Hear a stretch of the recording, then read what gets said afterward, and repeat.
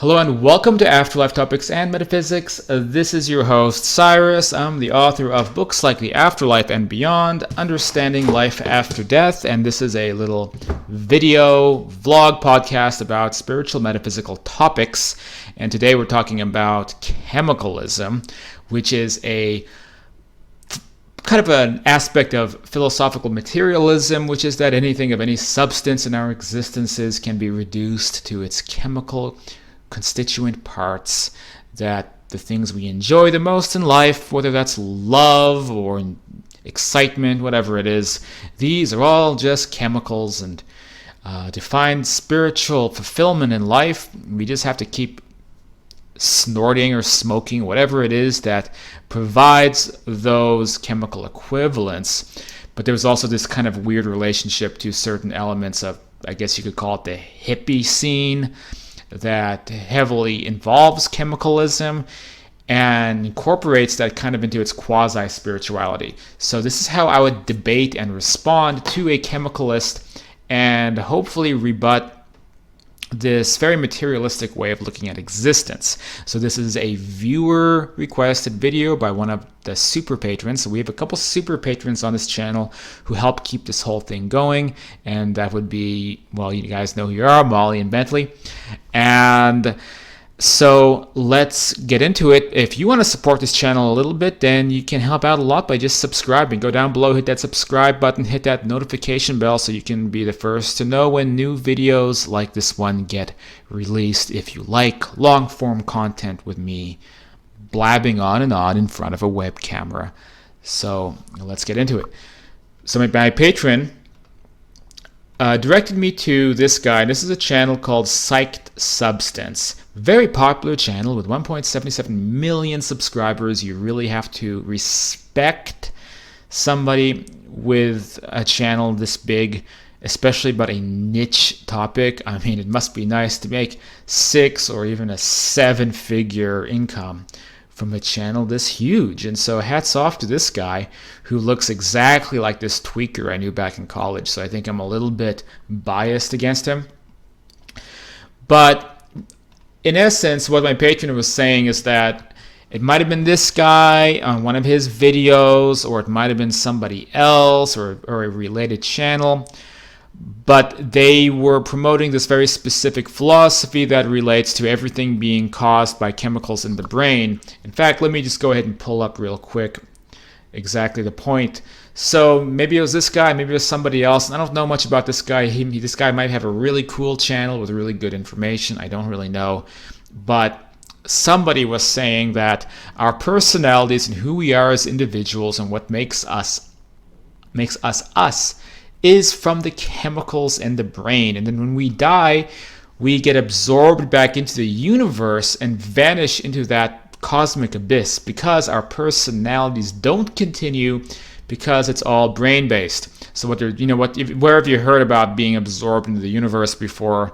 Well, Deepak Chopra says this, but it's a lot of things on the spiritual bookshelf that are not based so much in evidence or experience or even quality testimonials. They're assumptions, sometimes created by drug trips. Sometimes, somebody who smoked a bunch of DMT and then that becomes their basis in reality, which, as we'll discuss in a moment, can definitely skew your opinion about what is accurate and what's not accurate.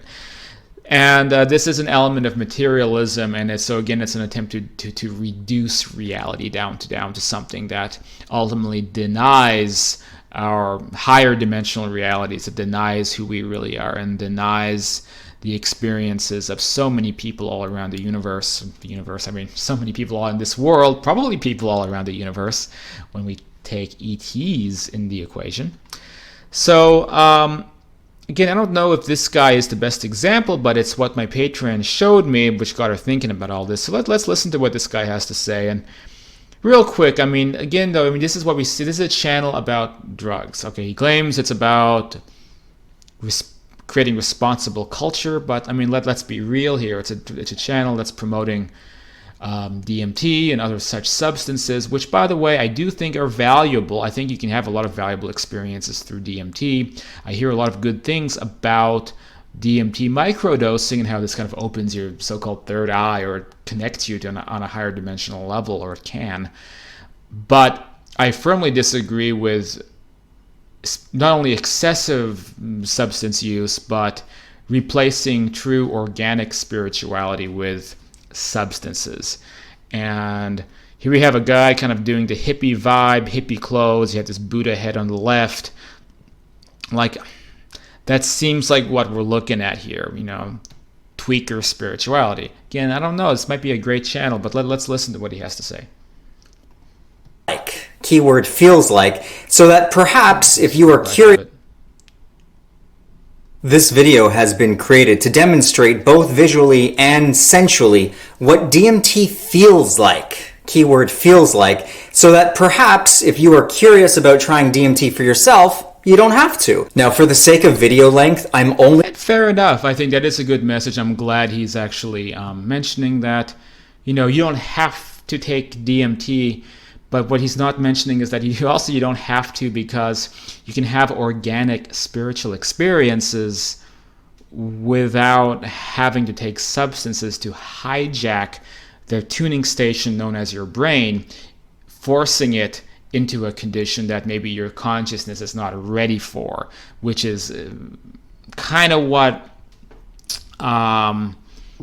taking psychedelics is. It's vibrationally forcing your consciousness into a state that may not be natural. So let's keep listening.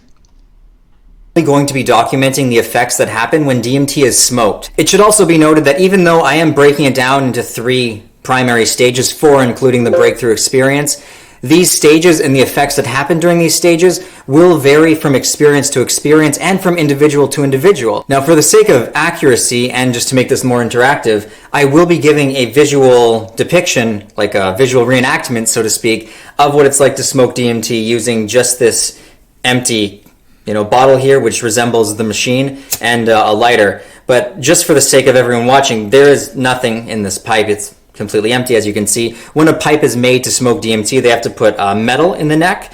So yeah, again, there's nothing in this pipe. I'm not actually smoking it when I do stuff like this. I'm just using it as a means to reenact the experience for you. That goes without saying, no drugs have been taken in this video, nor are going to be taken in this video. Any visual depictions are simply just reenactments. Anyway, without further ado, let's get on to the video. Let's get on to what DMT feels like.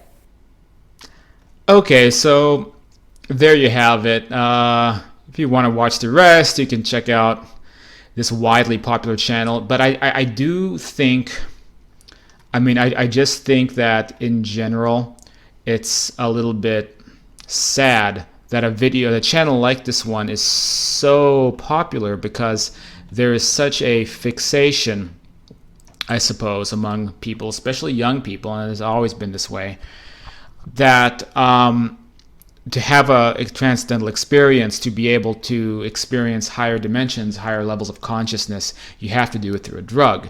And chemicalists are people who basically say anything you want in life, you just put the right thing in a syringe, stick it in you. So you want to feel love, that's just dopamine, just stick it in your body.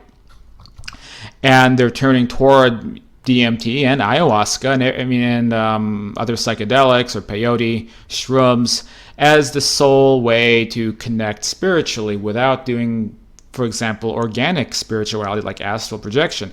So with, for example, astral projection, you can have a spiritual, quote, trip induced organically without taking any substances, with full lucid aware consciousness, going into literally another world where you meet other conscious, level-headed people who can guide you into an experience, which it may not be as massive and profound as like an ayahuasca trip, which often involves tons of subconscious imagery.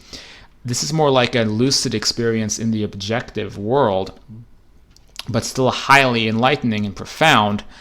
And you can do this through meditation and altering sleep states and things like that, where you induce the out-of-body experience without having to take drugs, okay? So it's a shame that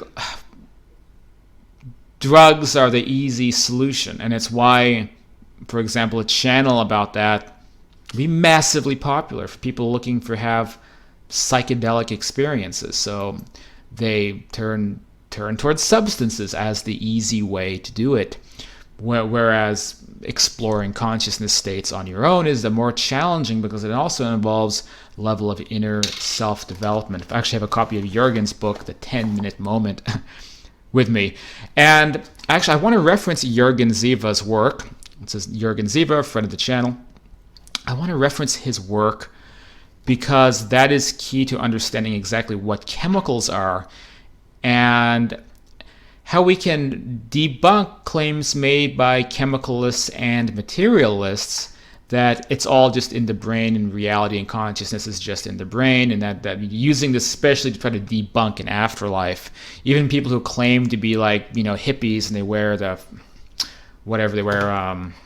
hemp clothing and have Buddha heads on their desks, and and they look the part and do the whole spiel, still claiming that there is no such thing, for example, as an afterlife, because they've taken a bunch of shrooms once and then they went into their inner subconscious world and had this weird or crazy experience, and then they equate drugs and chemicals with emotions and feelings, and then the brain, it's like there's no brain, there's no existence, it's just materialism hiding in the bushes.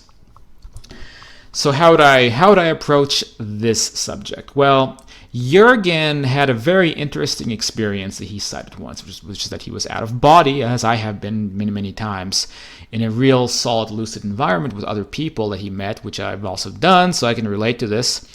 And it was actually a circle of people taking DMT to have altered states of consciousness. And so he actually took DMT with these people in the out-of-body state in this higher dimension, and he had a DMT trip, a DMT experience that did what this energy that is called DMT does, is it jettisoned him into a higher plane of existence with the other people.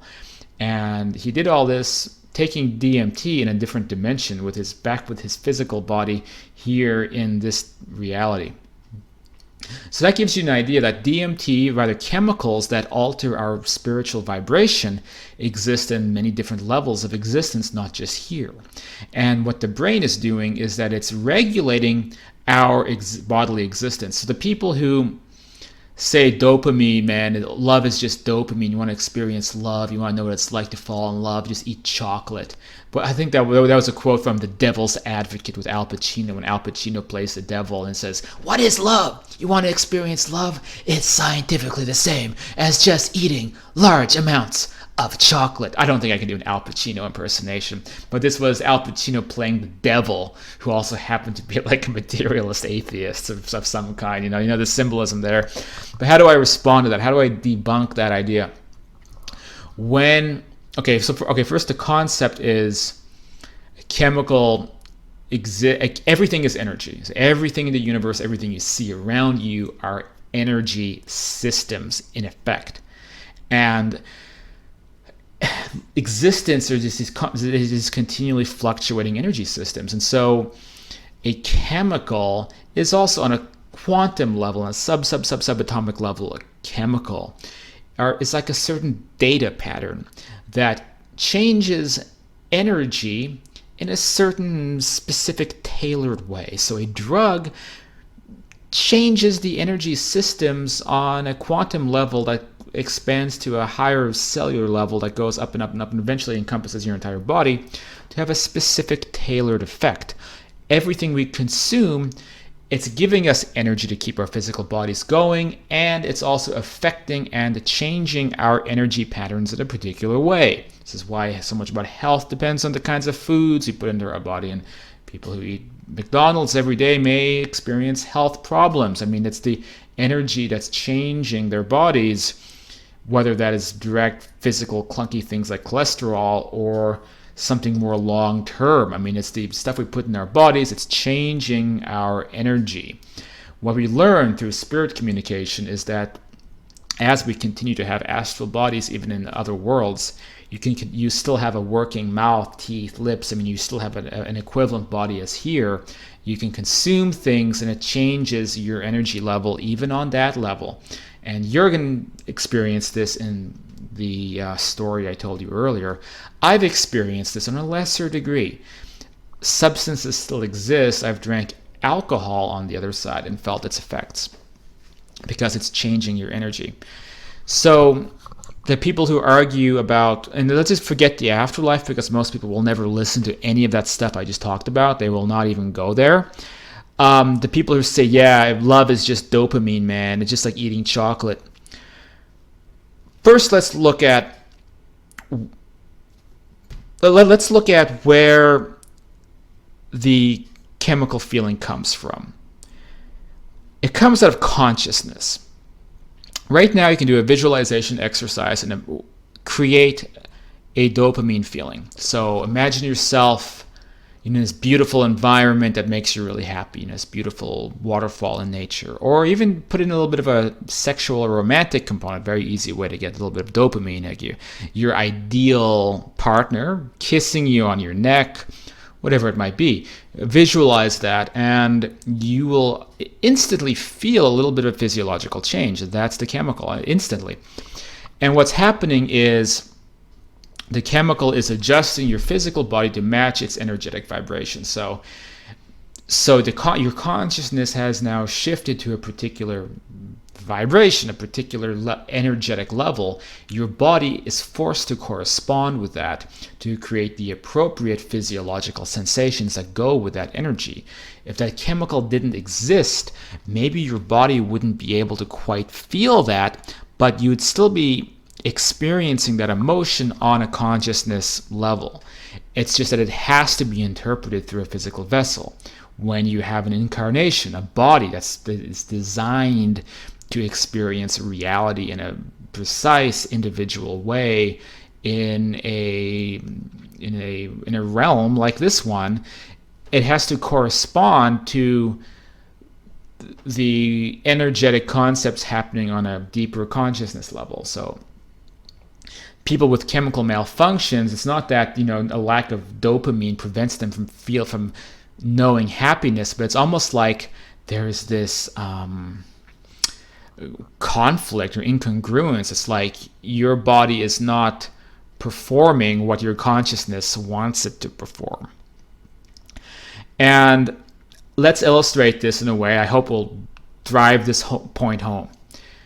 Heroin addicts, they're not experiencing real happiness. They are deeply they're deeply intertwined with a chemical feeling. Okay, I think there's a band called My Chemical Romance that is alluding to the vapid romance that is addiction to a drug.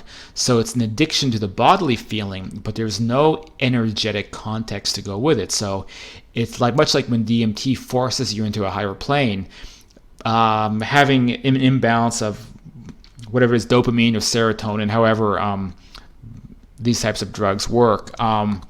It's forcing you into a vibratory state that does not actually match your consciousness. So it's a meaningless sort of loving feeling that is not attached to anything. There's no energy core level behind it. It's just the bodily feeling. Here's a great analogy to think about. Masturbation compared to real sex with a real person, right? Everybody knows, well, maybe not everybody, but many people know the difference between these two things and why one is superior to the other. Because one has the full energy context surrounding it, while the other is just hijacking a physiological response to get a chemical trip without the energy context with it, right? So that's why real sex is generally considered superior to, sitting around and what. But it's lines right up with the same thing with drug use, right? So again, you don't have the context that goes with it. I mean, the context would be the actual energy vibration that you normally it should just be that your body is aligning itself, corresponding to synthesizing with the energetic expression of your consciousness, of your, if you want to call it, your soul. But with drugs, what it's doing is it's just, as I said, it's only purely activating that bodily response, which you can fool yourself into thinking is a true energetic thing, especially if you use your mind to put a fantasy on top of it. But it doesn't mean that there's anything real or genuine about it. The next point is that it's your consciousness that's producing the chemical effect. So you are visualizing something, then you feel the effects of the dopamine or whatever it is. What causes those effects? Your mind causes it. So your mind sends the signal which creates the chemical effect. Therefore, the idea that your mind is the dopamine is ridiculous. Or the idea that love is the dopamine is ridiculous, because it's the love that creates the dopamine, that sends the signal that creates the physiological feeling, which is more like the added bonus of the energetic feeling that you're experiencing in the example of love. I don't know, cuddling with your significant other or whatever it may be. So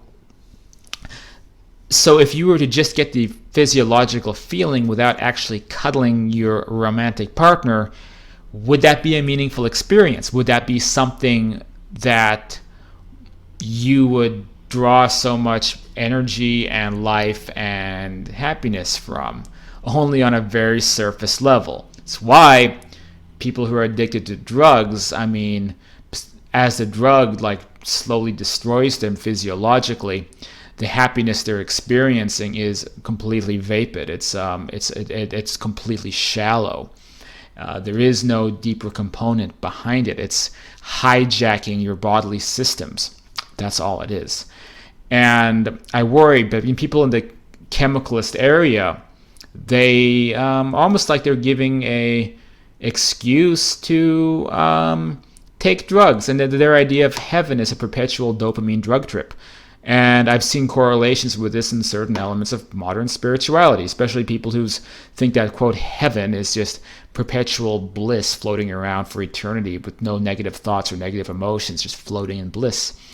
And real existence is a fluctuation of energies, always so many different energies coming in, and we use our consciousness and our free will to decide how we direct that. Chemicals are this kind of God-given thing that allows us to express these different vibrational levels in a physical body, in an incarnated existence. So whether we're here or we're on the astral plane, or we're in a light body on a level above the astral plane, or whatever dimensions whatever you want to call these parallel dimensions that so many people experience, there's, I think, always going to be something that is regulating your energy and your vibration to be able to operate in that specific environment.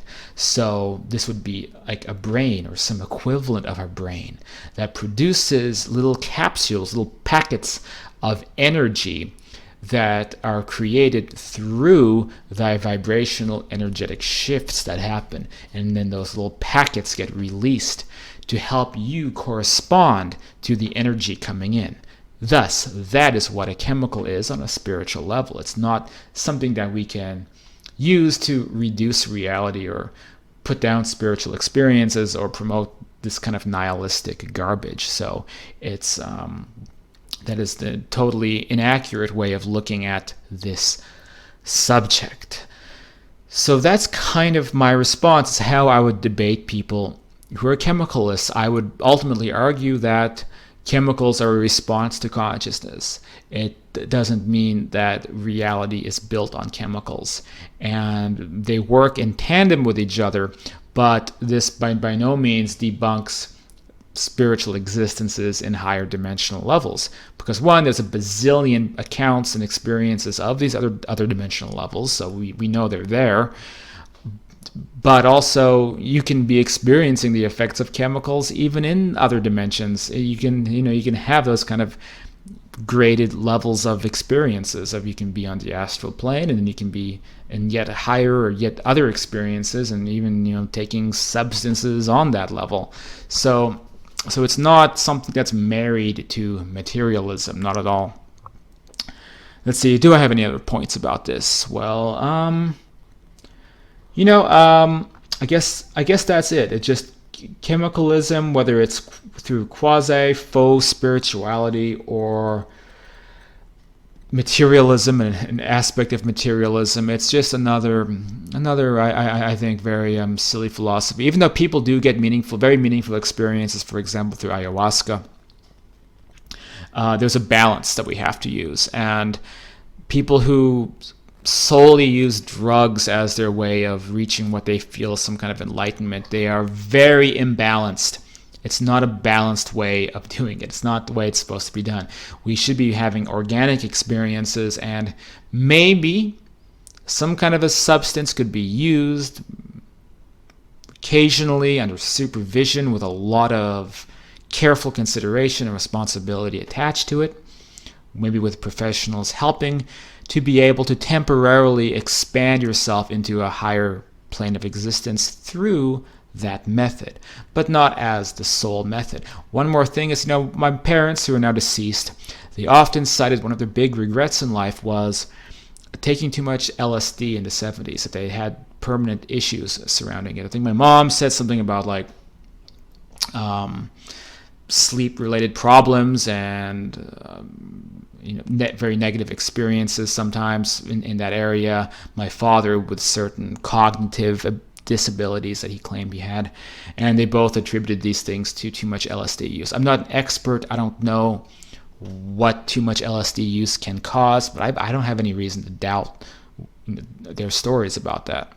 So chemicals are just not the way to go. Chemicals are a kind of God-given gift that we incarnated souls can use to have these individuated experiences in worlds like this one or worlds beyond this one. But chemicals are not the thing to be worshipped. They are not something that disproves our consciousness or disproves our existences or anything like that. That's all I have to say about this. You can get involved at afterlifetopics.com. You can find links to the Facebook group. Buy books like Understanding Life After Death. It is Christmas. If you grab one on Amazon, it'll still arrive in time. And if you know somebody who is heavily into metaphysical subjects, they might like that kind of thing. Make sure they are first, though. You don't want to proselytize this information to people who are not ready for it. That's for sure. And you can also become a patron at patreon.com/afterlife topics, where you can make video requests like this one for people who are subscribed at a certain level, or join the classes where you can be behind the scenes for very interesting guests, like our next guest coming up, who you'll see on Afterlife Topics very soon. And I guess that's it for now. Thank you for watching this video, and I'll see you guys soon with more content.